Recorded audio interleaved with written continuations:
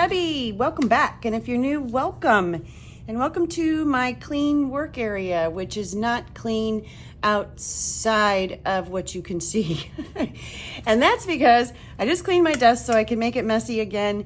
And I'm also getting started on some new projects, plural projects. So let me I'm just gonna, while I'm talking, I'm gonna pull some things into view that you can kind of see and maybe get an idea of where my head is sort of headed in.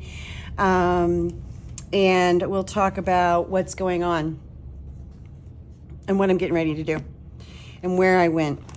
So as I was finishing up my last journal, I in the middle of, I always kind of start thinking ahead. I start just brainstorming ideas in my head about what I think I want to do next. And this time around, which is actually doesn't usually happen, I kind of came up with multiple ideas sort of all simultaneously. I don't know if that's good or bad or if that means I'm crazy, but that's kind of what started to happen.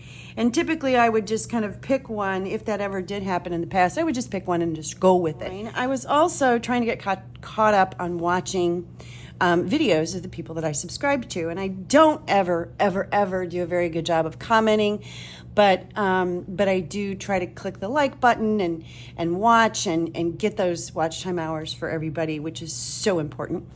And I kind of thought one day, and I don't know if it had to do with, I watched like a couple of videos back to back that were so very different in what they were creating and their style and how they went about doing it and the end result, of course. And it clicked in my head, not clicked. I mean, this has always been there. I've always, appreciated this, but a thought came to mind of the differences. There are so many talented people in this community, and artists and makers and just crafters of all sorts. They come from different places, different backgrounds, and they're all different, and the end result is also all different and yet all beautiful and just wonderful. And so it got me thinking about the phrase kind of kept popping into my head, celebrating our differences. And so I wanted to challenge myself to celebrate my own differences within me, but also among everybody else, and different styles and different ways of doing things. And so this is kind of twofold. So I'm challenging myself to really, when I'm watching the videos, especially if somebody who has a style or a way of doing things, the end result is completely different than something that I would do, and not watch it and just sort of dismiss it. Oh, I would never do that. But watch it and say, okay, what am I really going to learn from this? And so I'm challenging myself to learn from the differences in other makers, if that makes sense. Meanwhile, I decided to also challenge myself to create a set of journals that are completely different. They're my style. They're going to look like, I have each of us, we're unique individuals, right? And so these are totally going to be mine. But I want each one of these journals to be very different in the end result and what they look like, even though I'm going to use like the same color palette. And so that's the challenge, really. And so that's where I am. I hope that makes sense.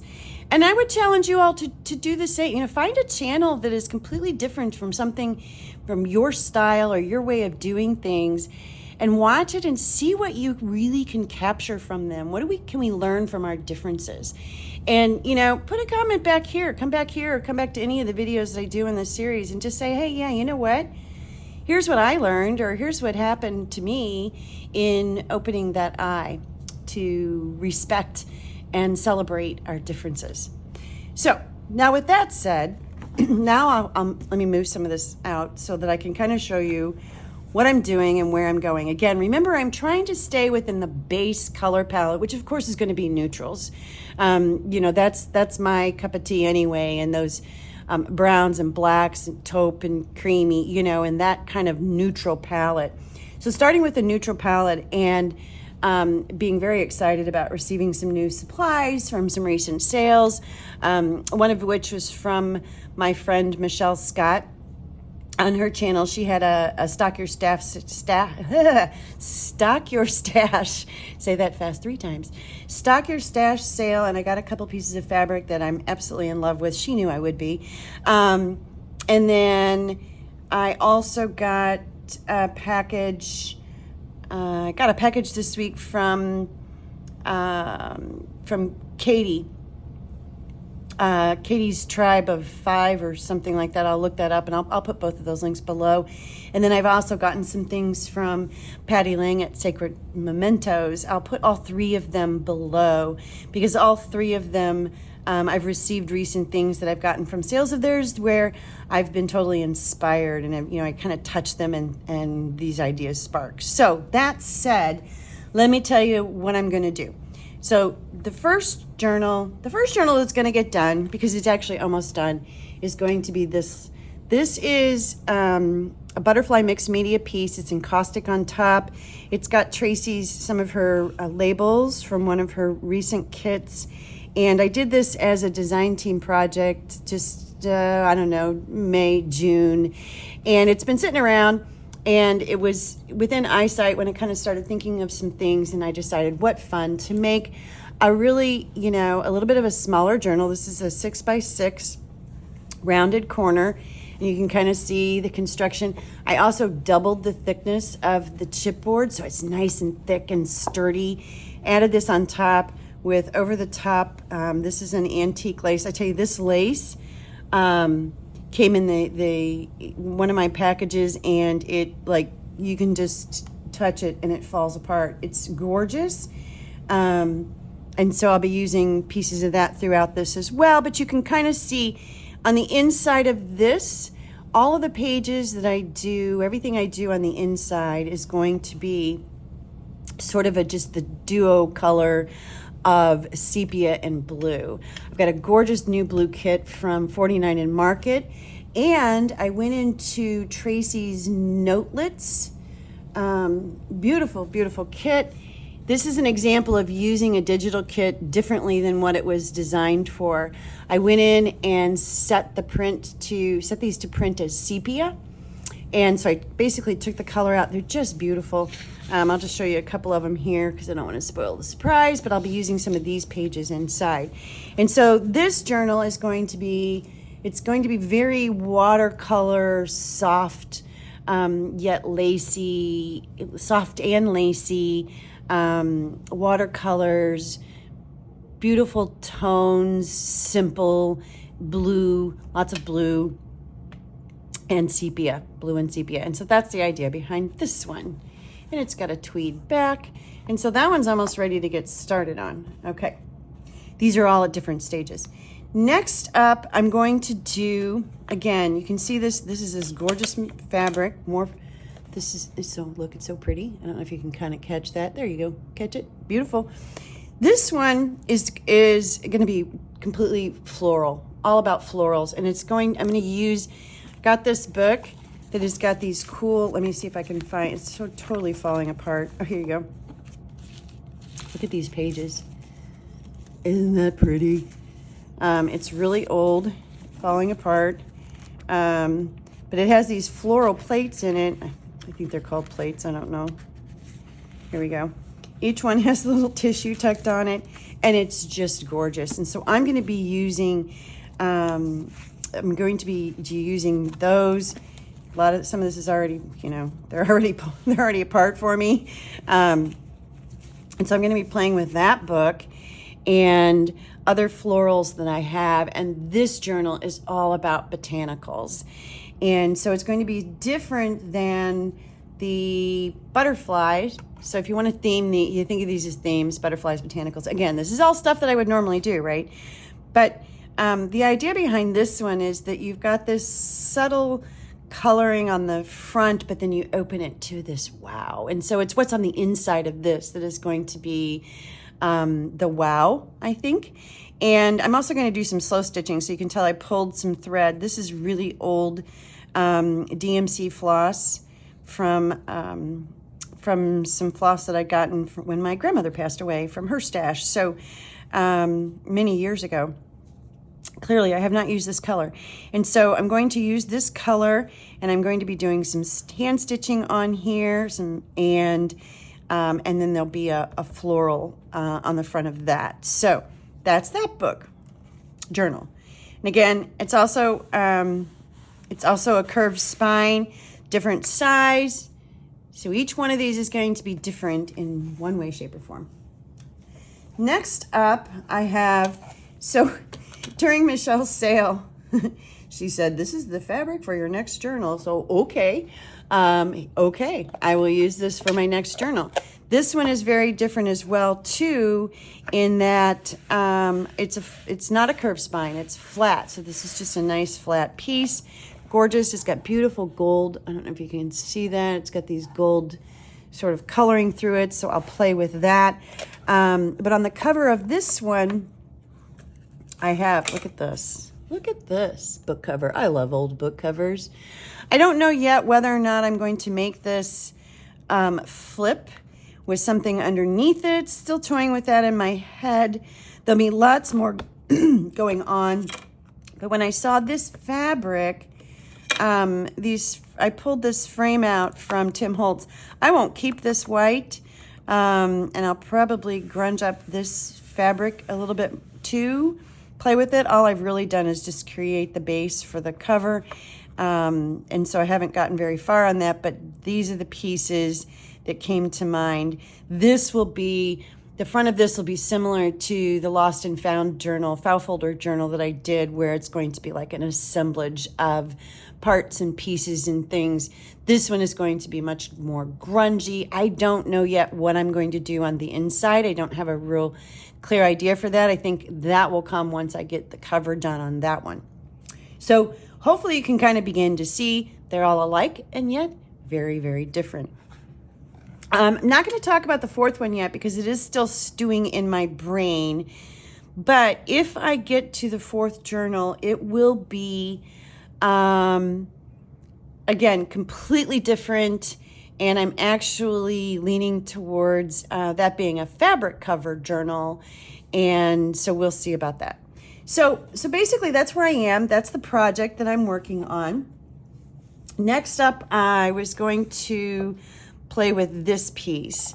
And what I want to do to this one today, and I'm totally going to swing around back and forth, and just to the extent that I can, I'm going to work on these simultaneously. So yeah, at some point that's hard to do because your brain gets in the mode of one of the journals over another.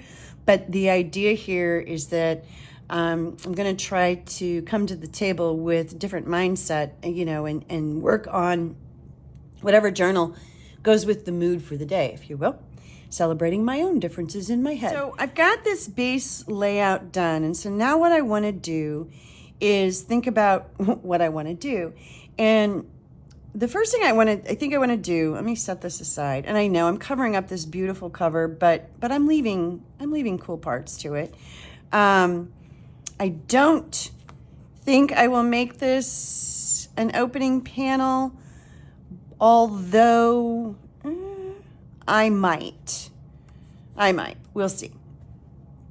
But I do know that I want to stamp on this back piece, and I know only the edge is going to show, but I want some script going on that piece. And I have a new, I can get it out here. I just got this stamp from my buddy Michelle at Your Crafting Source. She is my crafting source.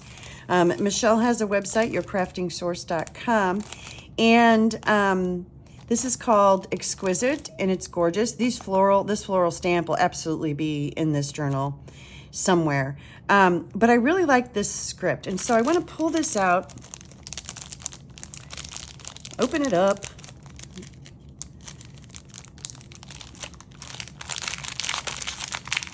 and use it. Sorry for the crinkling noises. And I want to stamp on this, and I want to get, you know, I want to get some script down here and perhaps here, and, you know, a little bit kind of on the sides, knowing, of course, that the middle of this just is not going to be seen, the middle. And I also want to use a brown. So this is a StazOn Saddle Brown. So let's see if it works. Let's see. Let's start with, so I'm just gonna randomly stamp on this piece of fabric. This is just it's a muslin. It's kind of a creamy colored muslin. It's really pretty. Let's go here. There we go. I like it. I like it. Now think of what this looks like. So now you can kind of begin to see the idea there. Yeah? Okay. Now what I'm going to do is I'm going to go ahead and affix this cover to this piece, laying it down about where I've got it right now. And I'm going to do some sewing and kind of make it look like, you know, make it look like I attached it. I don't have a whole lot of time here. And this book is so old, it's not straight anymore. But that's okay. Okay. Now I'm going to flip this over and roll it out. Let's see if I my brayer. And you can see it bled through. Totally fine. Because that's not ever going to be seen.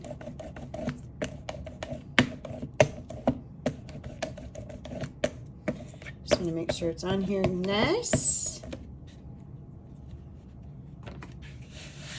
And straight. There we go. There. That's how I'm going to do that. Okay. Threaded my needle because you don't want to see me do that on camera.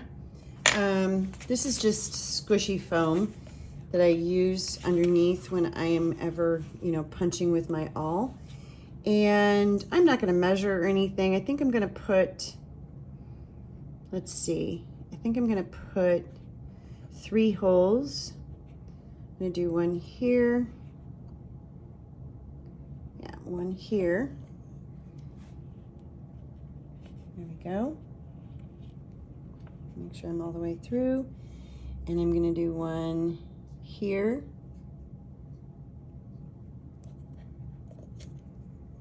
Again, make sure I'm all the way through. And I'm going to do one that's about the same distance, close enough, here. Again, didn't measure, sort of a straight line. And now I'm just going to use this. Let me knot this off.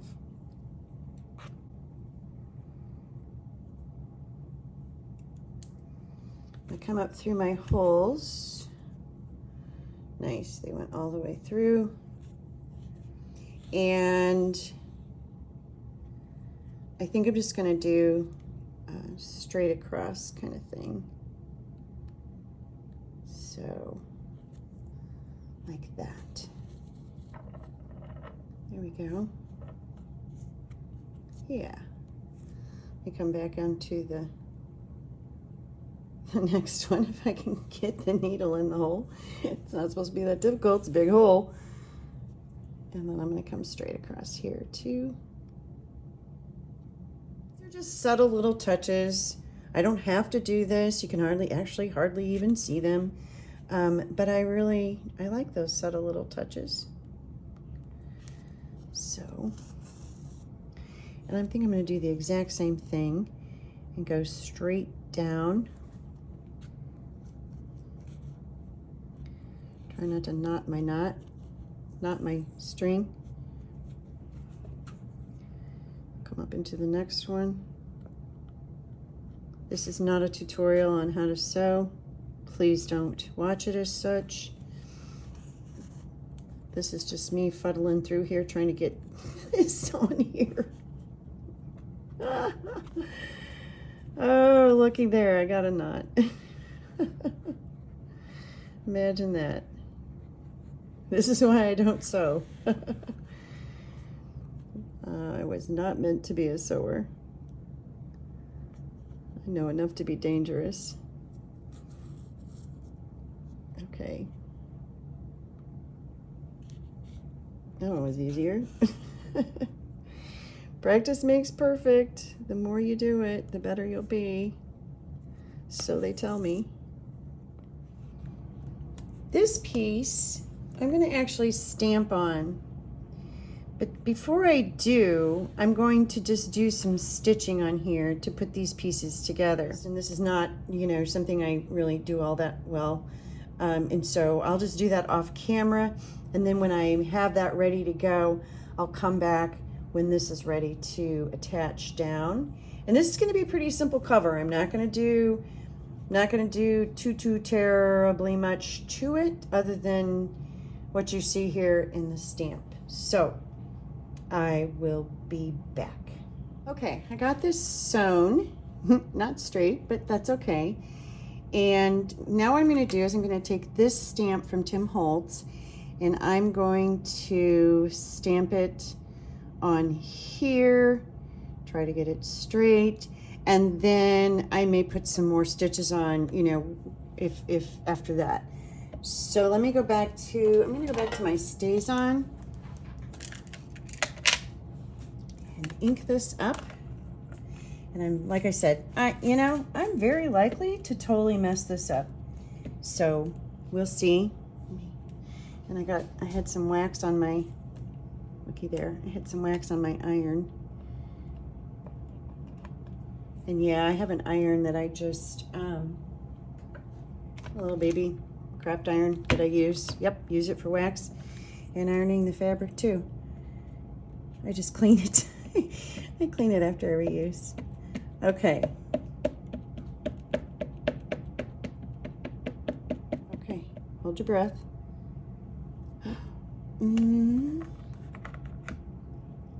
Not bad.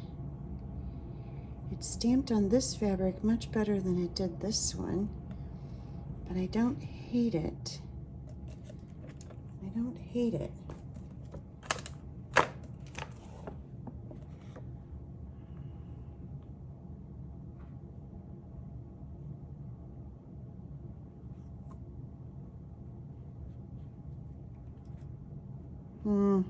Yeah, I do. I don't like what happened right here. Okay, I'm back. I redid my stamping and stitching, and I've got the cover ready to go. This is a big old dirty, nasty brick that I have that I keep. It's a really beautiful brick. I keep it next to my desk here on the floor for when I need to weight something down. So I've weighted this down, and because it's dirty, I had a little piece of fabric on there. The thing weighs a ton, but it's great for for when you're gluing something and you want something to sit down. So voila, that is done. I added some brads in the four corners and then just two here. I've got just a bunch of random not straight stitching, some X's, and I'm really happy with the way that turned out. So with that, well, and I've got some work to do. I don't know if you can see it. Yeah, there's a little nick or a little bump here in my spine. That was total operator error. And so I've got an idea of something I'm going to do. You know, I always say, if you can't fix it, cover it up. So I'm going to put something here. Just not ready to do that yet. I don't have what I need yet to do what I want to do.